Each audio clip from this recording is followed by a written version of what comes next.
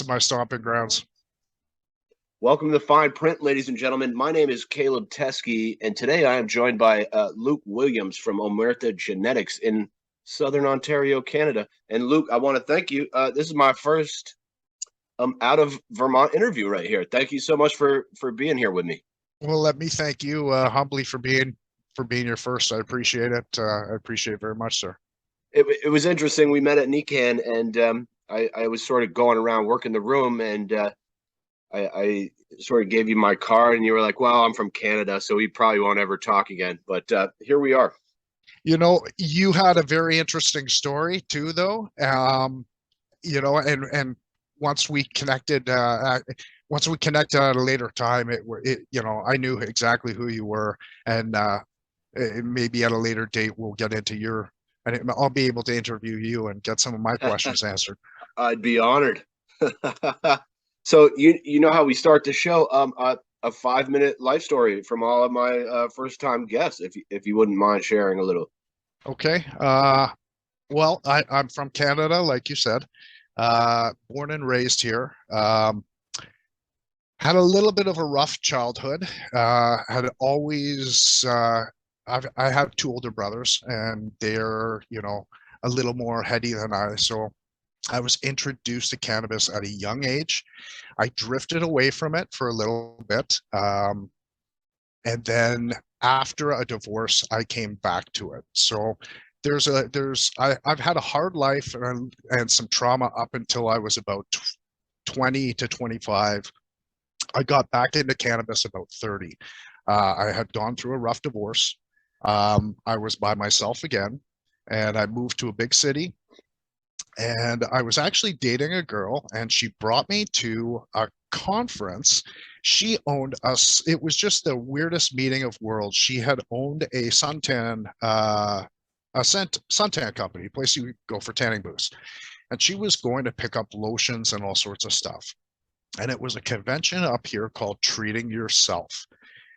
I think it was in about 2012, and we went in, and it turned out I thought I was going to a crafty home show or something, and it turned out to be a cannabis show.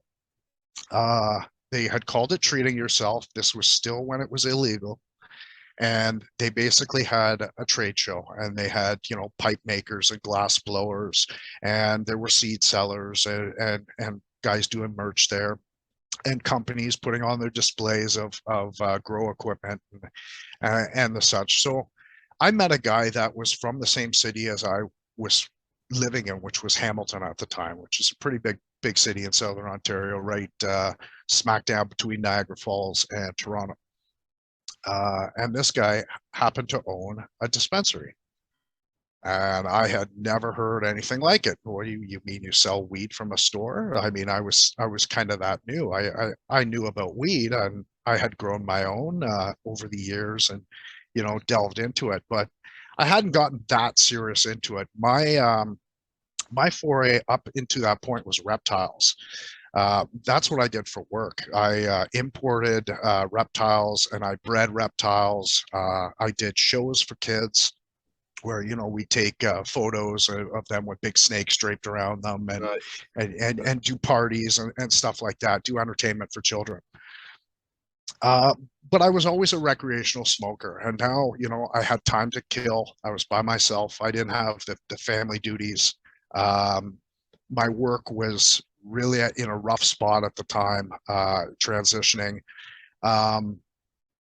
So I started hanging out with this guy, and more of a friendship formed, and I saw the back end of how a real grassroots, I mean, it wasn't even a dispensary. When he mentioned dispensary, I mean that we think of going in and seeing cash registers and shelves and shelves of weed, and this guy wasn't like that. This guy was this was very illegal. This was Canada during a conservative government, where they would boot your doors down, and you would get a 5-year mandatory minimum sentence for growing. Wow. Okay, so this was pretty heavy time. Canada has come a long way. I mean, we are a federally legal country now, but it took a lot of people going to jail to get there, unfortunately. And this was in that time. So his dispensary was basically a little hole in the wall with, maybe 4 or 5 jars, whatever he had that he could get black market wherever he got it. And so I started hanging out with him. And originally I was doing security for him. I used to do competitive Jiu Jitsu. So I have a background in that. I did it for years, slightly bigger than this guy, and kind of came in, and my reputation preceded me. And I started doing security for him and his wife, doing after hours.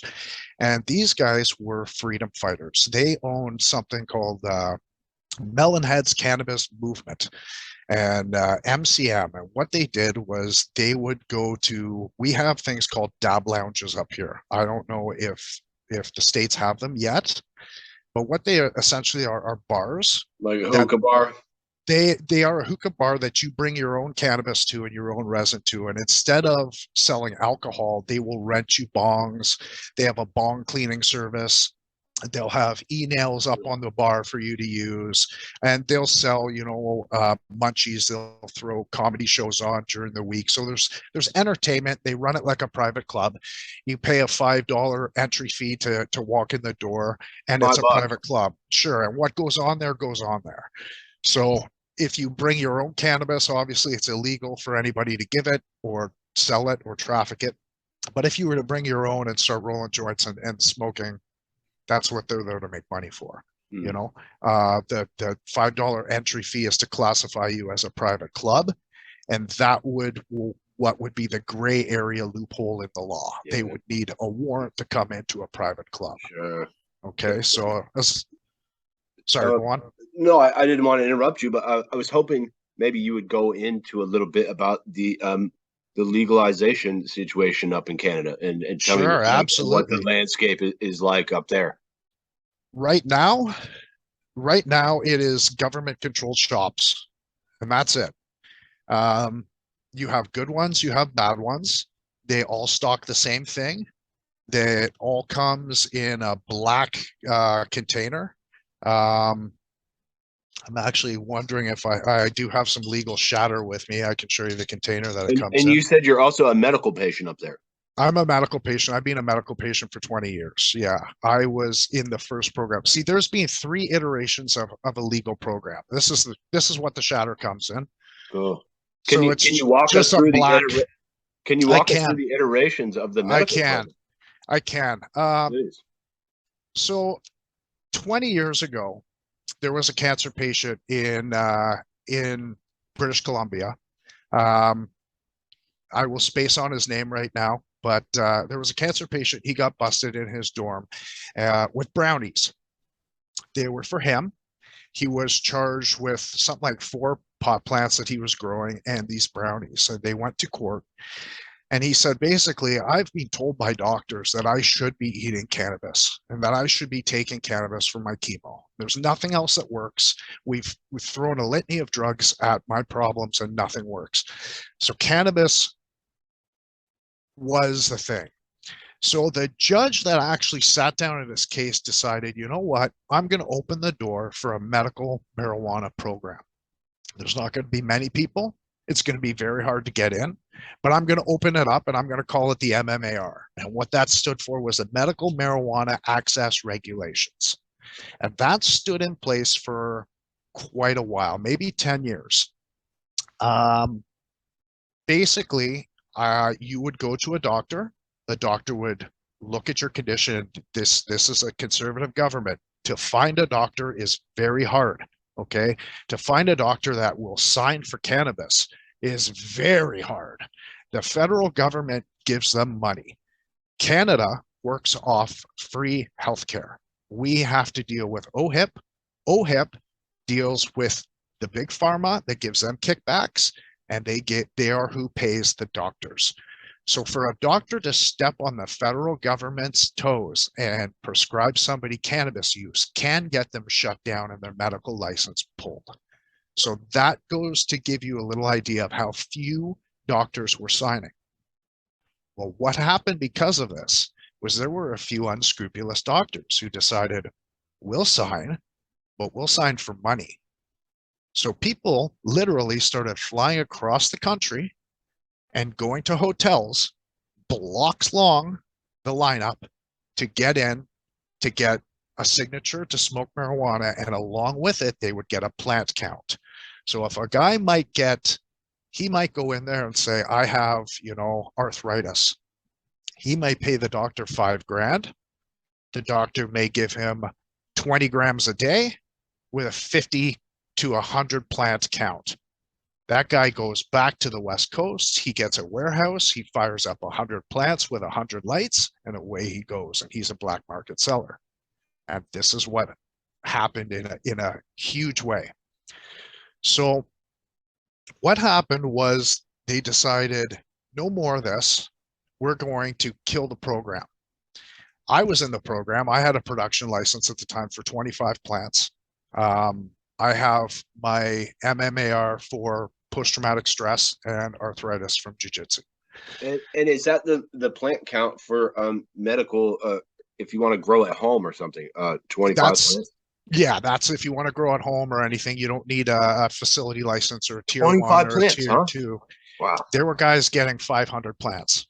I mean, this was Oklahoma Wild West of Canada at the time. Okay. Basically the government of Canada said, if you're growing and you're legal to grow, we don't want anything to do with you. We don't want to bust you. The police are going to know to stay away from you. And these guys went crazy. Nobody needs 500 plants for a personal production license. A lot of these guys would say, but they go into their doctor and say, well, I smoke 10 grams a day, but I need a lot more because I'm juicing it. And when I juice it, it's concentrated and I don't get nearly enough. So the doctors would write a large prescription, which transfers directly into the amount of grams per day you would get laid out, would transfer into whatever math formula the government used, would transfer into how many plants you were allowed to have so that you could cover it. Now, March 31st, they came out with a law and they introduced a new program, and it was called the MMPR, and it was the Marijuana for Medical Purpose Regulation. And their idea was they wanted to do away with all the growers and take all the black market growers off. You were going to have to now go to the government for your weed, just like the old Prop 215 program in the States, where they had a couple guys that were getting marijuana that opened the door for the Prop 15 compliant growers to come in. Remember those back in the days, and the guy would have a tin of 200 joints. Well, that's basically what they wanted us to do in Canada now, after they had given everybody these 500 plant, 100 plant, 50 plant counts. They told us March 31st at midnight. So the date, April 1st, April Fool's Day, but this was no joke.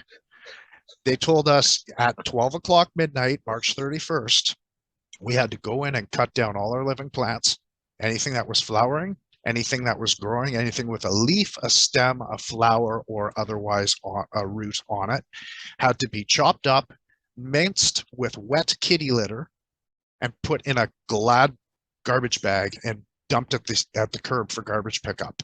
And their idea of the wet kitty litter was so no kids could come and smoke your buds. Now, April 1st, it was totally legal for you to buy off the government. You had to get rid of everything that you stored, all your finished product that was in storage in your fridge or all your medicine. They expected you to get rid of that on the 31st by midnight. But 9 o'clock in the morning on April 1st, you could now buy it off the government. The problem was the government wasn't ready. They had nobody growing for them. The program did not exist. Yeah, who are their growers? They had none at the time. They had an idea that they were going to do this, that the government was going to grow in an old nickel mine in Sudbury, Ontario. They were going to grow in an abandoned nickel mine, and they were going to convert it to growing cannabis. And they did, and it didn't work. The weed that was coming out of some of the certain earlier companies that were coming out was just absolute garbage. I mean, lawnmower trimmings at best. So they abandoned the program, and all of us that held licenses were now screwed. So a bunch of us And you were a licensed operator up there in Canada. I was a licensed producer at the time. Yes. So, So and what type of license? Can you break down sort of their license structure up there in Canada? absolutely, you had indoor or you had outdoor. You could not grow if your house was within, I think, 200 meters of a school or public zone. So if your backyard, unfortunately, uh, led onto a city park, even though there was a fence up, if it backed onto a city park or a school, you were kind of screwed for outdoor. You couldn't do any outdoor. They would give you a smaller plant count for outdoor, a larger plant count for indoors. Everybody wanted to grow their own stuff indoors. There was no sourcing material.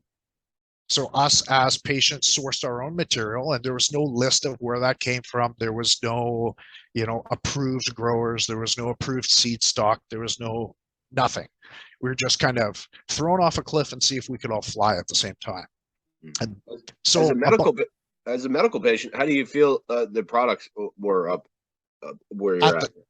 right now, Uh, maybe or at the time, the whole time.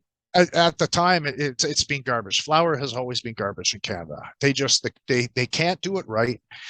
I think being a grower, I see a different way of it. I mean, I'm not a business guy. I'm a farmer guy. I'm a fingers in the dirt guy, and I see the problem as they're on a push system. They have a lot of plants in the nursery that are growing up fast. They're growing into teens. They can't slow them down with the lights they're using and the nutrients that they're feeding them. So they have to push that system and push those baby plants into the teen room. Well, those teen plants that might not be ready for flower yet, they have to be pushed into flower. Well, what happens to the flowering plants that are in their last weeks of flower? Well, that's 6 and 7 and 8 weeks flower. They're being pushed out to make room for this because they have a lot of people to pay, and they have a board. They have to appease the board. The chair members on the board have to make money. The stock has to go up. So at the end of the day, right now, these are private companies. These are private companies under the guise of you have to buy our product unless you're growing it yourself, which Canada is now federally legal. Every house in Canada can now grow. If you're 18 or over, you can now grow 4 plants. Right, you They can can be. send weed in the mail too, right? You can send me weed across the country. I can get on a plane at one side of the country, and I can fly to the other side of the country with up to an ounce recreationally without a medical license. No shit, you can bring Yeah, weed on a plane. absolutely. Yeah, as long as it does not touch down in the States, we are good to go. Yeah. That Yeah, must be in the fun. last couple years, it has really exploded. The market has been saturated.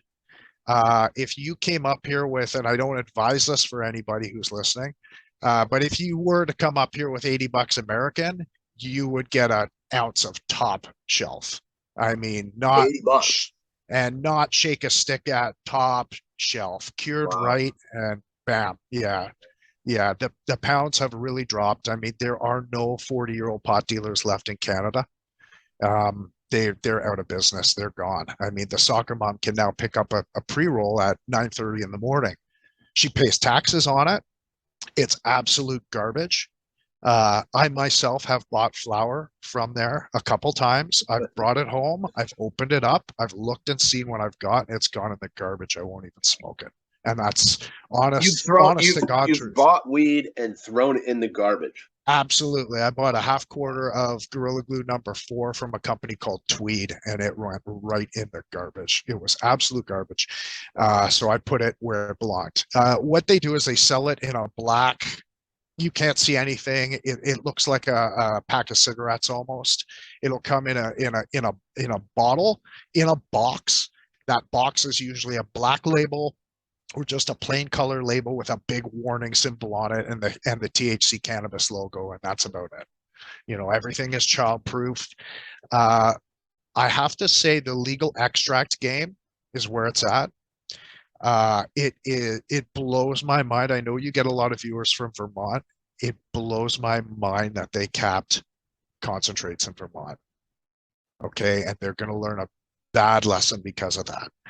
The the concentrate black market game is going to go through the roof now, because you can't really get a concentrate that's lower than 60% that's any good that anybody wants, unless it's a topical or unless it's an RSO. But I mean, you can't put the genie back in the bottle, and we've entered into the land of dabs now. And I myself, I smoke dabs. I smoke flower. I smoke a lot more dabs than I smoke flower. I got a live rosin cart right here. Oh, that's Right, really nice. Yeah. right, right. Try getting rosin at less than 60%. You'll be coughing your ass off. You know, it's not going to burn properly. I mean, so I don't know what they're going to do. There's obviously ways for concentrate companies to run at under those regulations. Does Canada have any kind of THC caps? We don't. No. I had sour diesel shatter the other day. It was 72%. And some of the concentrates, the way they do it, because it's regulated, because they have to meet the Health Canada standards, they're very clean. You don't, and that's the one thing that it's done, is you really don't go back to black market concentrates after smoking the legit ones, because they're good. The flower, on the other hand, it's not that way. And I believe it has a lot to do with the push system. It has a lot to do with their drying process, their trimming process. There's just no love and care put into it like a grower can put into it, you know? And you know, it seems like whenever sort of a business scales to that size, that the quality always suffers. The quality always suffers. Yeah. They have to stretch product. They have to find new product. I mean, they have to go to so many suppliers to keep up with the demand that, yeah, it absolutely suffers. And, you know, especially for concentrate makers, if you can go seed to oil, it's the best way to have a relationship with your grower, because without them, your concentrate is nothing. You need the grower and you need what they can provide. And a grower who loves their plants and cares about their plants, that's the one you want to deal with. You know, might not be the guy that's banging hype stuff, and it might be not the guy that's banging big numbers, but it's the guys that have a dedication and a passion to what they're doing that you want to work with, and that will help you excel. Let me ask you this, Luke. Are there Absolutely. any growers in Vermont that have that kind of passion that you are interested in working with, or people that impress you around here? There are a lot of people that impress me in Vermont. I just spent a week in Vermont, and I came away with a real love for the state. In a lot of ways, Vermont is doing it right. Vermont is keeping it with the people. Canada didn't do that. We threw it into the hands of the federal government, and what a shame. What a shame. There's no room for capitalism. There's no room for competition. There's no room for the cream to rise to the top and to separate the weak from the strong. And what we've done is we've put everybody into the black market that's not buying it at a federal store. The market has suffered. The quality has gone up because you can't throw a nug. No, I mean, you can't give away pot up here. If you know, we've reached a saturation point, and the market has crashed. I mean, it's no sense growing it if you're growing it for the market anymore. If you were a grower that was growing primarily for the black market, a lot of your business has suffered, because what these companies have done in order to open up these government dispensaries is they've gone after everybody else. I ran a dispensary myself. I ran a dispensary in the third iteration of the program. The second one we discussed was called the marijuana for medical purposes. Now, what happened in that program is all of us that were already production permit holders that were told, destroy your weed, it's no good under the new act. We sued the government. We joined a class action lawsuit. Wow. And we took the federal government to court, and we won. You did? Wow. Yes, sir, we won. During the trial that was about 3 years long, we had a stay, we had a moratorium on our grow licenses. So as long as I didn't move where I was living and my address stayed the same, even though they canceled out maybe 140,000 other Canadians' grow licenses, the people who opted into this class action lawsuit, we were able to save our grows. Okay, so I couldn't move, my plant count couldn't change, nothing could change on the mailing address, anything, and I had to keep my prescription going to my doctor and keep it up to date, and I was good to go. Because of that, I opened up a medical dispensary. Now, it was still illegal to do anything like that. There was not government stores at this point. Okay, the government had they had axed the program that allowed us to produce and provide for ourselves and be sustainable. And what they did was they turned every patient overnight into a black market buyer because they did not have a supply route open. So even though they said, okay, as of now, you're not allowed to do this, you have to get it off of us, they had no growers. So essentially, if you're a 60-year-old cancer patient, you're now walking down the hallway of your apartment, knocking on a neighbor's door to buy a gram off them. And what have you just done? You've just done a drug offense. You become a drug trafficking. So does that seem like more of just like a money grab than helping? It is absolutely patients? Was a money grab. It was the government bailing out on patients, the government trying to undo what a judge did justly after years of trial, years of sitting in, years of appeal, years of going to the Supreme Court of Canada, which is the highest place you can go to. It was ruled on. And now the government, who was highly conservative, just didn't want to follow that rule. Now, eventually, we got a new government in, which was a liberal government. There's enough to say on old Justin, old blackface Justin. There's enough to say on him as there is. But at the time we were conservative.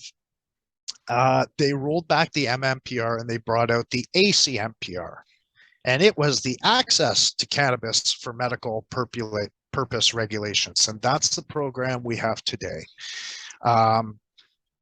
Sorry, that's the medical program we have today. However, in Canada being federally legal now, the medical program has taken a back burner. I myself keep my permits and my medical license good because I want to have a higher plant count for seed hunting and for pheno hunting than I can with 4 plants. There's not much work you can do with 4. So as a medical patient, you can grow more plants than as a home grower in Canada. Yes, sir. Yeah. So what's the plant count? What's the plant count for just a regular home grower? 4. 4. Okay. Yeah, for a legal medical patient, it was you could be anywhere from 20 to 30 right about now, to 50 is probably your max. I don't know anybody much over 50, but I mean, I tend to stay to my own and not ask too many questions about people's scenarios. And would you like to see something like that in Vermont, man? Because it seems like the medical patients here just really have sort of been stifled. You have to take care of the medical patients. If you have any dreams of ever going recreational, it was done on the back of the medical patients. And you have to take the people that come out recreational, they've done it on medical patients going to jail for years, people having their families ruined, their jobs taken from them, their lives virtually destroyed. And for what? So some bigwig in Canada, the chief of police is now sitting on a cannabis board. He gets kickbacks for the more cannabis they sell. For 20 years, he was the chief of police under conservative government.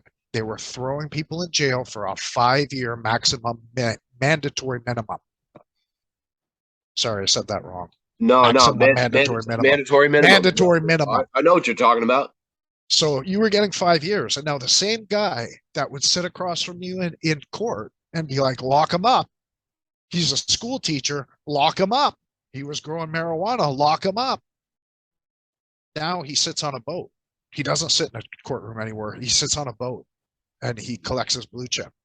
He's How do you feel retired, about and that? How do you feel about that, Luke? it pisses me off, but there's nothing we can do, and it's the way the world is. And I mean, I spent my time in the trenches, Caleb. I was one of the guys who opened up a dispensary under a conservative law. I took the risk of getting my doors kicked in. I went to city parks. I set up tents and tables, and I sold marijuana in city parks. While nothing was going on, we just went there and set up our banner. Hey, Bright Moments Dispensary, have a bright moment. Come and buy some weed. I was selling custom built ounces for black market prices. Now, the thing that I was doing that a lot of guys weren't doing at the time is I already had a customer base. My customer base was the patients that had been kicked out of the program and essentially abandoned by the government. So what I did was I opened up a dispensary. I had a security guard at the door. I had a locked door and I had a slide window. And you came to the window and you showed your license. And if you had an MMAR or an ACMPR license at the time it was MMAR. So if you had an MMAR, I would let you in. If you came to my dispensary and you could show me proof that you were on methadone from the government was giving you legal heroin, I would give you an edible, and I would give you dabs, and I would give you marijuana for sure. So come on in. I had programs. Sorry. No. Go ahead. Sorry. Finish that up. I had programs for these guys that would come in. Hamilton is a really bad IV drug capital. Okay, so we had a lot of guys that would come in that had seen better days. If they had come, a lot of heroin, a lot of heroin, a lot of oxy, a lot of fentanyl. And if you come in on methadone, which unfortunately these guys they get into trouble, they go into the system, and the first thing they do is they throw them into a fentanyl program or a methadone program. Yeah, it's pretty funny that I ended up getting busted for my dispensary right before it went legal. They decided to go in and carpet raid all the clubs. So we made news. This was national news. They went down through Toronto. They raided, 80 clubs in Toronto. They raided all of Hamilton. They went into Niagara, and they got everybody. And basically they went across in a swath and they cleared off the chessboard so that the new shops could come in right before legalization. When they did that, I got popped. And I went for a trial for 2 years. It cost me $16,000 on a lawyer. I went for 2 years, back and forth, wasting my days to go to trial. What were the charges, if you don't mind me asking? The charges were possession for the purpose to intent, 6 kilograms or less, and it was marijuana, 6 kilograms or less of edibles. They have a charge here for marijuana flower. They have a charge here for marijuana resin, which is 6 kilograms like a magic number? 6 kilograms is a magic number. Yeah. I don't know where they got it. They did get a lot of stock from us. But I don't know if it was 6 kilograms or not. That seems like some made up shit. They may have, we had a lot of cannabis pops. So they may have weighed the cases of pops and come up to 6 kilograms. I don't know. Okay. So, yeah. So anyway, I got popped and went on my final day of trial. Now this is 2 years spent. This is $16,000 spent. 2 years of my life has gone by and we're still going to trial for this. And they bring me in a courtroom. I wait all day and they bring me in a closed courtroom with the judge, my lawyer, and the Crown attorney, which is equivalent to the district attorney in the States. And my lawyer is talking to the Crown before the judge comes in. The Crown owns a methadone clinic in Hamilton. Of course they do. Okay. Why wouldn't they? He should be able to do that. I mean, you're in a position where guys are coming in and you're basically taking them and going, these guys are offending because they're on drugs, so let's put them on a methadone program, and then he's putting them in his own program. So he's making money off this revolving door. And if they get popped and he takes them off the program and a dispensary is not there to catch these guys and give them an edible and send them home to sleep it off, these guys go and they shoot up with something else on the street. They It piss sounds hot, like they're out of the program. it sounds like kind of a racket. It's definitely a racket. It's a disgusting racket. You've got to remember that healthcare here is free. Healthcare is paid by the government. Um, So there is incentive to get so into these rackets. so when people It's a get arrested guaranteed income. when people get arrested for drugs in Canada, I don't know if you know the answer to this, but do they force them into state-sponsored sort of rehab programs? It depends what drug you get busted for. With me, I had a good lawyer. I could prove that I was running a club and that I was giving it to legal patients only. I had a file when I walked in there. I had a file. Legal patients in Canada at the time were under a maximum monthly allowance. You could not have over 150 grams a month. You could not travel with over 150 grams at the time during this ACMPR while this court case was going on, which we fought with that too. But yeah, it just Canada is it's very entwined to the healthcare here, and cannabis was coming in at the time off the backs of patients. So I mean, this brings us right around, you know.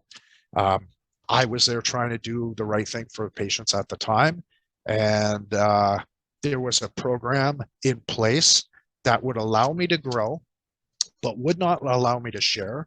There was another program in place that would allow people to be medical program patients, but unless God manifested a joint in the sky and it fell out of the air and landed in your mouth, where were you going to get it? Because me coming to you, Caleb, as a medical patient and buying it off you, you're trafficking. That's a criminal offense. And there was no place for the government. There was no outlet. You could not order anywhere.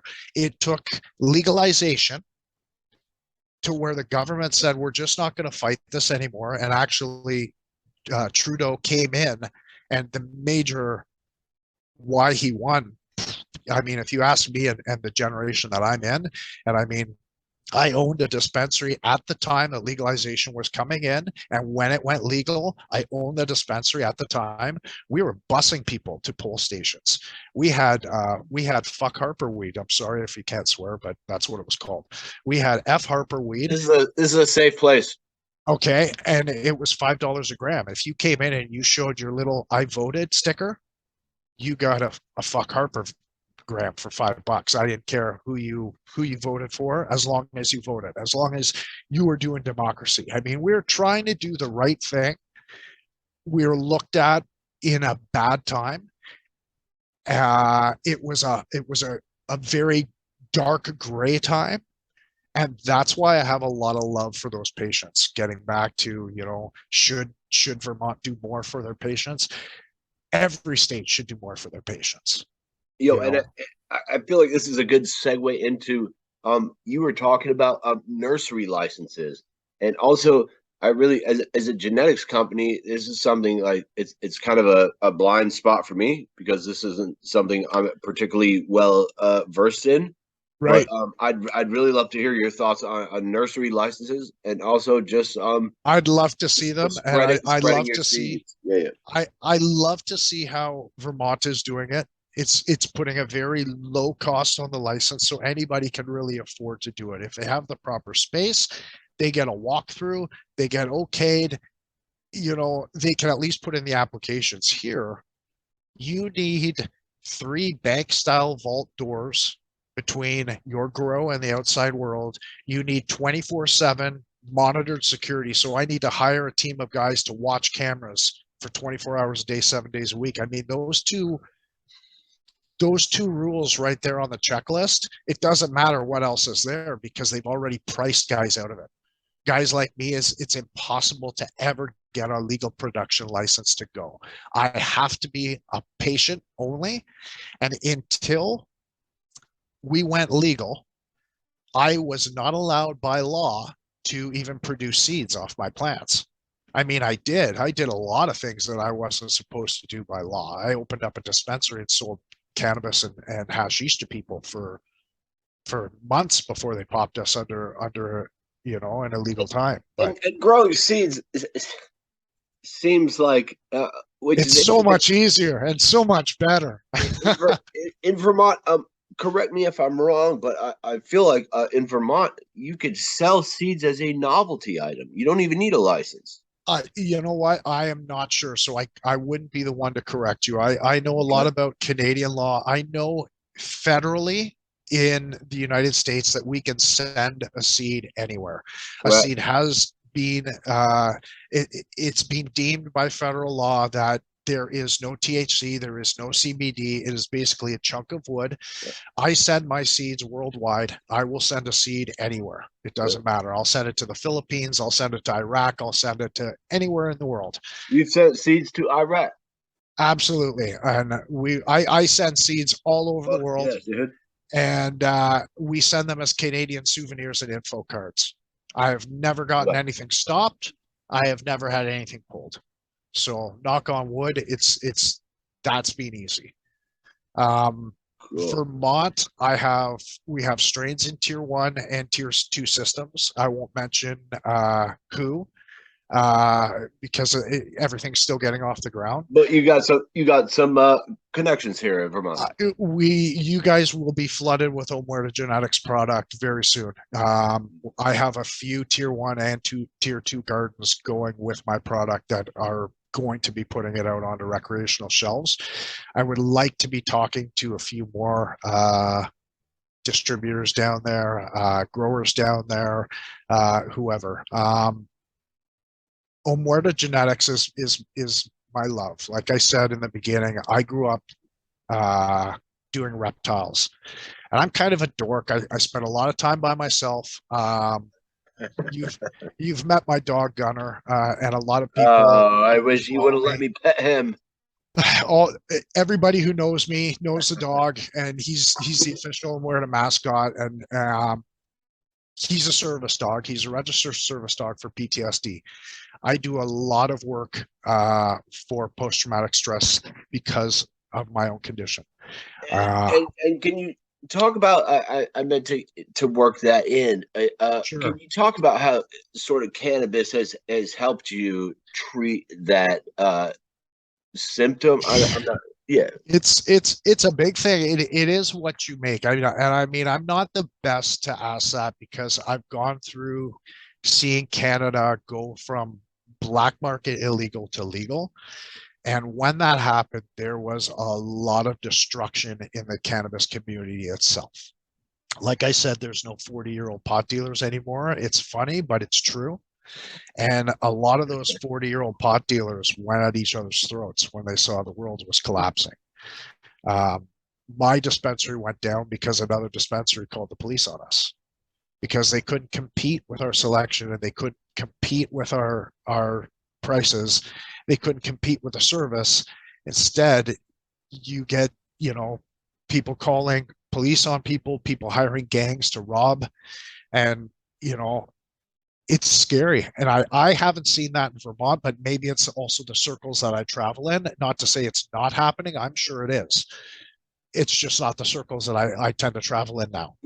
Luke, I did hear that there was a big organized crime element involving Canada with some Hell's Angels, maybe. And Absolutely. I don't know if that's anything you want to comment on, but some of the stories I've read were. Well, I'll tell you, when I ran the dispensary, I would pick up off of bikers, off of different organizations. I won't say which ones, but I will tell you, I picked up off of bikers, off of different organizations. I picked up off of other organizations of different nationalities. It basically whoever was making money. But I mean, at the time, it was illegal in Canada. And I'm sure if you dove deep now, you could still find those. I'm sure there's black market concentrate that are funded illegally by organizations. I'm sure there are. If it's a way to make money, it's going to attract like a bug zapper, right? But this wasn't like a they're not making. I hate biker guys, like because no. I like no, neither do guys. I. I'm telling you the truth. This is You know, this is the true facts. You asked me a question, and yeah, I've gotten off a few different suppliers, and it's not just bikers that are involved. There's, you know, there's rapper kids in Honda import tuners that are running packs as well. It's money attracts, you know, attracts attention. You tend to go where the money is. So if there is money to be made, uh, people will go to it, you know. And as it dries up, as the market deteriorates, as the market implodes, it's the big fish that have the majority of those shares. The little fish just get swallowed up. There's nothing for them anymore. The contracts are taken. So Hmm. Hmm. hmm. Hmm. Interesting. Hey, we can Interesting go there. point, Luke. Yeah. We can go there. Listen, you mentioned that you did Brazilian Jiu-Jitsu, man. Has that helped you at all to sort of like calm your mind and sort of like It's taken a lot of the anger out. It gives you a self-esteem. I think it builds your self-esteem. It bonds you with people that you can trust. So there's a lot of lessons that you take from jiu-jitsu, just being active, you know, getting exercise. I'm an old guy. I'm 47 years old, you know, so you appear to be in great shape. well, thank you. And it was jiu-jitsu. It was jiu-jitsu. I'm fast running the decline now, but How long have you been doing that? I'm retired now from two hernia surgeries, so it's unfortunate. I only watch, but yeah, I did it for a few years. I did it competitively at the time. Now I'm a seed breeder, man. I sit down and I do Omuerta Genetics. I do carpet pythons as well. I still breed reptiles. I breed snakes. I have jungle carpet pythons. I have albino carpets. I have jag carpets, and I specialize in Australian stuff. I used to be into the real big stuff, you know, taking pictures with kids. We'd have to have the big boas and the berms. And as I get older, you get slower and I get weaker, and I don't have the space. I don't have the desire for anything big Tell anymore. me, So yeah, talk to me about your seed breeding. I feel like that's probably the most important part here. that's the most important. Let's do that. Seed breeding is huge to me. I started out years ago like anybody else. You know, I had always been a smoker. I had an affliction for genetics and how they work together because of breeding reptiles. We breed reptiles for a dominance or a recessive, for a pattern mutation for either color or pattern. Okay, because a colorful snake is a lot more expensive than, or at the time, was a lot more expensive than a non-colorful snake. So genetic math, finding, hunting for snakes is a lot like hunting for seeds. You get a snake, you have to breed it out within the offspring to prove the genetic makeup in it. Once you have the genetic makeup on paper, you can pair it with something else that you already know the genes to, and you can either bring genes to dominance, such as albinism, aneurysm, different patterns like the jag pattern, striping, whatever. These are traits that are hidden away in a snake. They're there in all snakes, but it takes a breeder to bring them out and to show into dominance. Now, snakes take a year to do, where cannabis, the life cycle of a plant is, 70 days in flower, 30 to 40 days in veg before you flower it. So I could get 6 grows together in a year of what it would take me to do one clutch of python eggs, where I get, 13 to 30 eggs. I could get 5,000 seeds. And it's instant gratification to look at the seed and see it's all dark, it's all tiger striped. You can plant it right away and you can see what you get.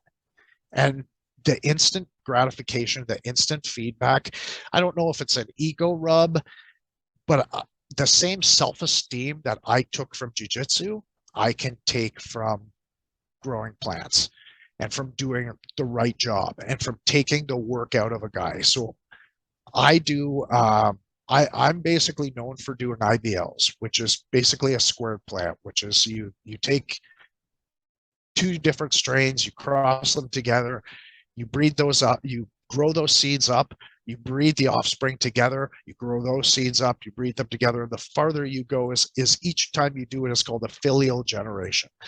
So I'm known for filial generation 4 seeds, F4 or IBL inbred line seeds. I do F5s, I do F6s. Basically, if I really like it, I give it away. I give it away for a year to anybody who will grow it.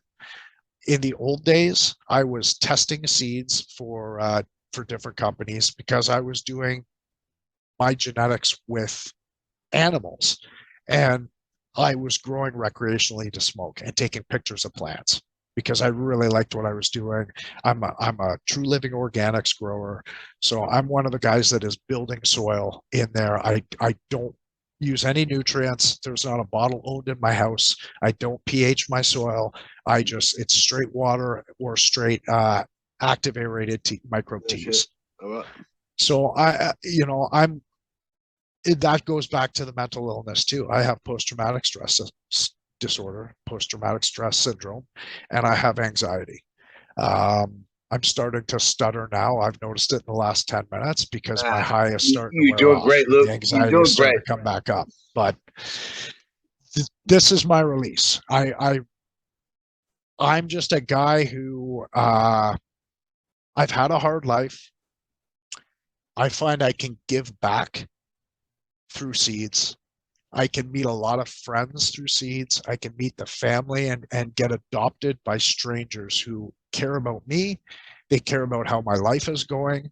They truly want me to succeed, and I can feel that. And I am absolutely humbled daily to be doing this. I'm absolutely grateful to every time somebody comes and orders a seed or goes to a seed bank and orders Omuerta Genetix, because I truly believe that they're a benefactor to me and Gunner the dog. Can I ask you this, Luke? Absolutely. What does Omuerta mean? Omuerta is kind of something I slapped together, and it comes from two words. It comes from Omuerta, which is the oath of silence from maybe people know from Scarface and mob movies. Omuerta is the oath that they take that is death before dishonor. I would sooner be killed than out you or dishonor you or, have bad ethics or morality towards you. Muerta is the death of a female in Spanish. And if you look at my work, a lot of my work is Spanish words. I have the El Traficante collection. A lot of my strains are named to make you think. I watch a lot of documentaries. I watch a lot of histories. So history shows. So I'll get off on a Mayan kick, and I'll be off on Mayans for 3 or 4 months while I'm doing work. Lost City Kush pops up, and Quetzalcoatl will pop up because Copan's Revenge is one of the old ones that popped up. So Lost Pepes because I got into watching Narcos and the drug documentaries. Narcos was good. Yeah, so it's if I like it, if it impresses me, if it impresses my friends, what I do is I send it out for a year as a tester.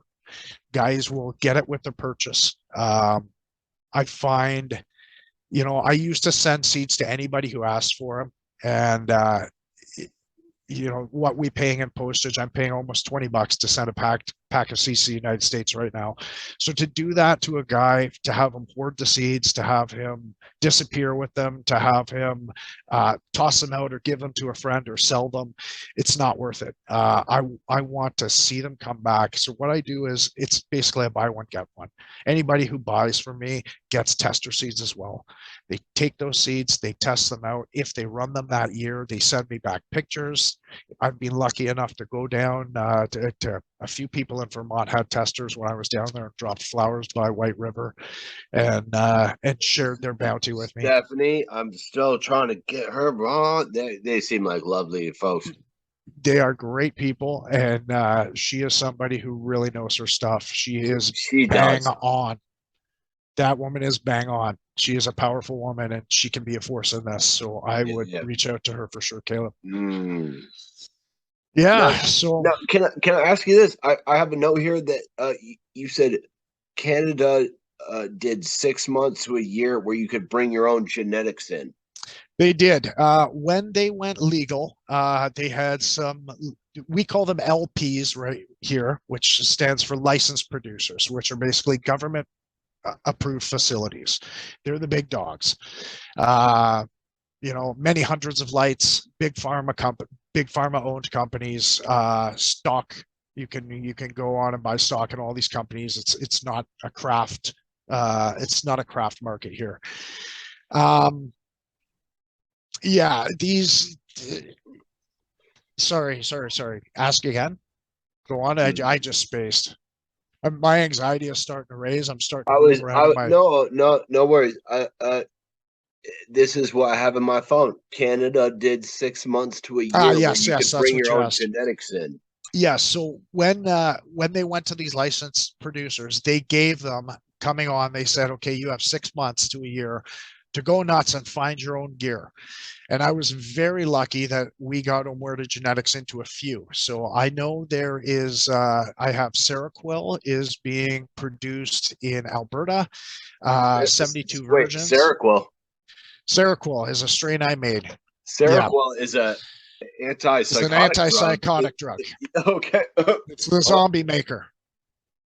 Okay. Yeah. I just wanted to make sure I heard you right. Seroquel, a lot of people know that have post-traumatic stress syndrome because it's one of the first drugs that they try to put you onto to shut you up, basically. And it's a zombie maker. It's a day wrecker. How does it work?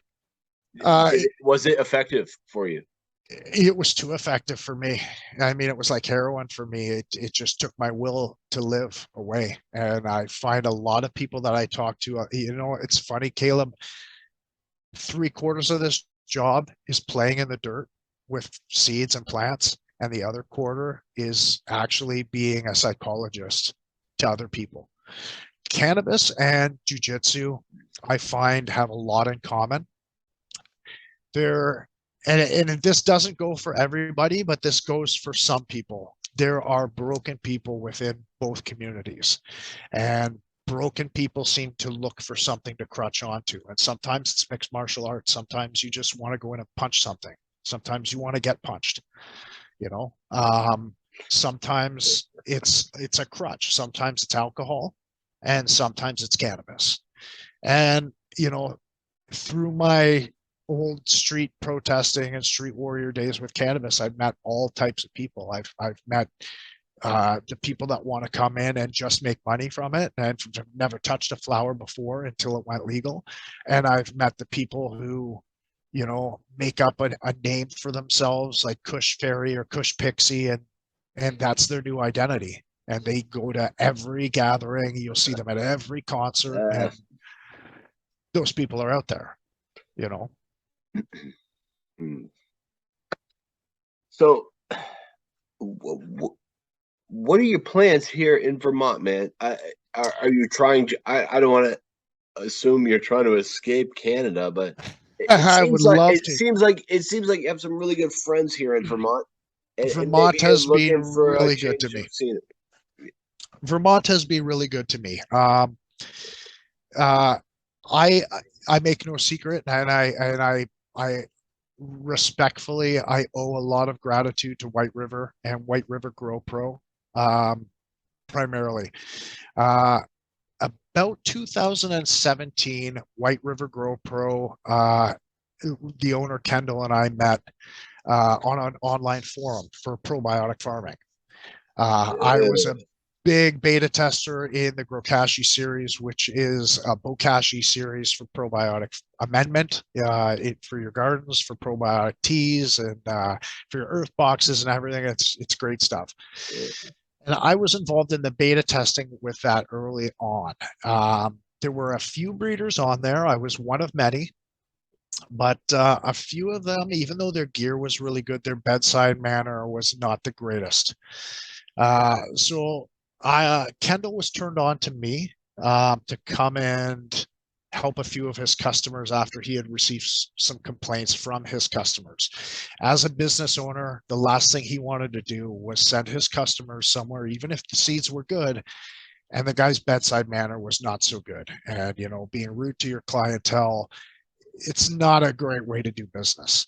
So he started sending guys to me. And like I said, every order, I take it personal. Every order gets a personal thank you card from me. It's signed from me. You're not going, if you go through Seeds Here Now, if you go through North Atlantic Seed Bank, there's not a lot I can do on the personal thank you cards. But when you order from me, you're always getting something, a thank you card, a dog treat for your dog, wrapped up with the seeds, How something much do your special. seeds? How much do your seeds run, Luke? Usually $100 for an F1 and $120 for anything above. So anything above can be up to an F6 right now. So I think we have 12 seeds in a pack. The packs are out of my reach, or I would grab one and show it to you because they're really sweet looking. They're really professional. No, I saw you looking. I Yeah. appreciate you looking. Yeah, they're out of my reach, so appreciate me not running up for them. They're just over there, but yeah, I figure it's a very, very on the market for what you'll get that's out there. There are guys that are selling F1s for $200 and $300. My work is proven. When you get something from me, say you come and you buy one of my strains, Bushido or Marahuasca or Crosstown Traffic, and you try it 2, 3, 4, 5 years ago, and you go off and you grow some other things and you go, geez, you know what? I really like that Bushido, or I really like that Crosstown Traffic. And you come back, it's the same thing. It's replicated because the master stock is here. I'm the one who hunts the genetics. I'm the one who puts my stamp of approval on it, picks the pheno and says, this is representative of an Omuerta Genetix plant. This is what I want to put my name on. This is what I want to put out there. And so with my background in genetics, I breed those traits to dominance. And usually I release as an F2 or an F3 at lowest. It's very, very rare that I'll release an F1. However, the F6s don't become F6s overnight. They start out life as F1s. So a lot of F1s will go out as testers. And I find it's a little added value to people. It shows people my gratitude for them coming to me. It gives them a little added value to their dollar, that they're basically getting 2-for-1 seeds. They're getting seeds shipped to them within days of their order. It's usually within one business day of their order. So they're getting their seeds in a quick turnaround time with that little bit of special added personality and a little personal touch. So, if it ain't broke, don't try to fix it. I'm not out here trying to replan the wheel. It's this game is there, and I'm just trying to do my best to, when I leave, my legacy is seeds. I never thought I was going to get rich at this. I never wanted to do this for money. I never started doing this for money. If the bank shut down tomorrow, respect, and the tax man came in, I would still be doing this because I'm a dork at heart. And it's that a self-esteem that I get off the plants. It's that flow state that I can achieve that I used to be able to achieve in Jiu Jitsu rolling. Now I get it when I'm in with those plants, and you've got the whirling of the fans and the hum of the lights, and I can achieve a flow state in there. 4 hours goes by like nothing. Can I ask you, I got a random question here at the end. Sure. It says, Omuerta is some of the best hash making strains. Well, I didn't say it. You said it. I didn't say it. I'll take it. I did say, I'll take it. Thank you for it. Justin Massey. Well, thank you, Justin Massey, for that. We have some kick-ass strains. I mean, there's a lot of stuff on the market right now, Caleb, that's, boasting at 32 and 33%, and it looks great. And, there's capillate stocks over the whole thing, and it just looks like you look in the bag and it looks like it's covered in a white fuzz. The problem with 32% THC marijuana is that 32% THC doesn't leave a lot of percent for anything else. And the anything else is what you want. The anything else is that effect. It breaks through the ceiling. The anything else is the CBG, the CBN, is the CBD that's in it. That's the entourage effects. It's the flavonoids, it's the terpenoids that are in the cannabis that is responsible for its effect. Each strain is different, not because it has a different, not because one's 27% THC and one's 31% THC, and they're definitely different. No, the difference in that cannabis strain is in the flavonoids, it's in the terpene profiles, it's in the minutia that a number just doesn't grab. And when you're breeding for a high number, you're leaving shit out. You're leaving stuff on the table. And I'm a guy that doesn't want to leave stuff on the table. When I smoke cannabis, I want to hear an orchestra. And I tell people, when you smoke my cannabis, it's like being in an auditorium and you're listening to a full band play and you're listening to the acoustics bounce off the walls around you. And when you smoke somebody else's cannabis, to me anyway, one of these high number, put your pie or put your cookies name on the end of it and you smoke these, it's like listening to a band and just the lead singer's plugged in. And though the bass is playing and he's playing and the guitar is playing and you can faintly hear the drum, but you're just getting blasted by that lead singer. And that's what I get off a lot of the cannabis that's on the market today when people are pushing for these high numbers. And I try not to do that. My favorite terpene profiles are myrcene and linalool. You'll find that throughout. I really like gas, but I really like that dank funkness that chases in the old school strains. A lot of my gear starts life as old Gage Green strains. Gage Green lost a lot of their gear, and I had a ton of it. I collected so much Gage Green earlier on in the 2000s. It was crazy. In the 2015 to, or I guess 2012 to 2018, I just bought everything that I could. And they went through some raids. As any breeder, they get into new stuff and they lose their old strains. And I kept a lot of that. And those old flavor profiles are a lot of what makes an Omuerta flower an Omuerta flower. And yeah, I'm lucky that I've been able to turn a lot of people on to us. A lot of people have been able to smoke our flower in the circles that they travel now, especially in Vermont. I know a lot of our flowers out there. Who did your logo, Luke? I had a company do it a long time ago. Geez, I can't even remember their name. It's nice. It looks beautiful. It's nice and clean. I wanted a clean look, and it's the vibe I was going for. Yeah, that's really so it's a woman sitting in a lotus position with the lotus flower behind her, and it's just a one tribe, one vibe, and that's the atmosphere I'm going for. How have you felt about the Vermont environment since you come down here and met with some of these folks? Okay, I've got a question for you before I answer that. Is it Vermont? Go ahead. Is it Vermontonians? What? What is it? Is it Vermonters? Vermontonians? Vermonters. Vermonters? Okay. Vermonter. I don't care about any of that shit. But yeah, it's Vermonters. Yeah. Okay. To answer your question, Vermonters have been so accepting and so loving and so gracious with their time, so gracious with their offers, their hospitality, people opening up their homes, people offering offers of dinner. Come by if you've got enough time while you're down here. I'd love to have you for dinner. People coming into the shop just to say, hey, I saw on social media that you were down here and I just want to shake your hand and thank you. And it really lightens up and melts the heart.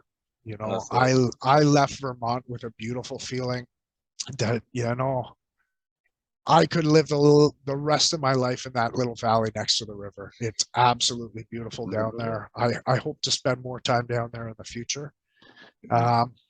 Yeah, your friend 10 hours north in the border. Look, I feel like we're going to wrap this up in a minute, but I always like to give my guests the last word. Is there anything else you'd like to say? I'm I'm gonna just leave the end open for you. Not really. I just want to thank everybody for their support. I want to thank everybody for their trust and their love. And without you guys, there wouldn't be us guys. So, as long as you trust me with space in your garden, I promise to deliver my absolute best to you every single time. And thank you to you, Caleb, for opening up your home and letting me in virtually. Yeah. If you're ever down here, we'll hang out. We absolutely will. We absolutely will. Thank you so much for your time, Luke. I really wish you the best, and this has been a pleasure, man. Fucking Right on, brother. Thank you. Right. Thank you. All right. The recording's over. Thank you, Luke. Boy, Right that on. was fucking That went good. That went long too, eh? That did went good, and it did went long, and I like it when it does that. Yeah. That's fucking great.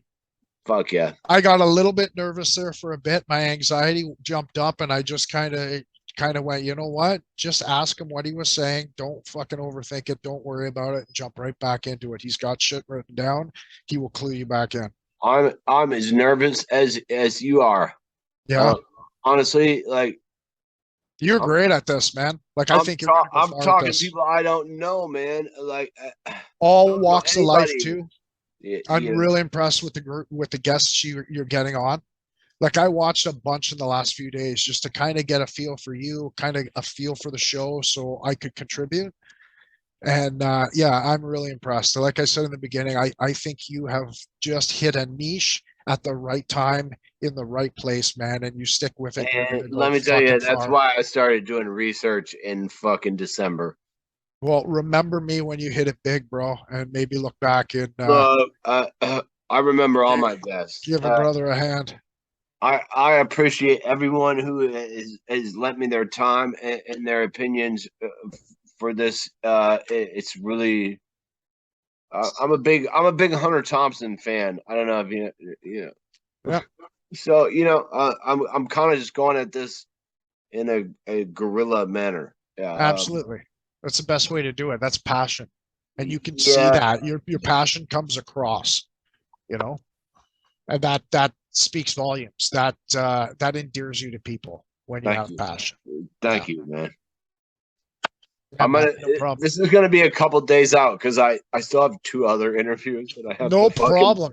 You do your shit, buddy. I'm not gonna hassle you at all. When it comes out, it comes out. Shoot me a link, or I'll see it. I'm subscribed anyway, so you don't even have to do that.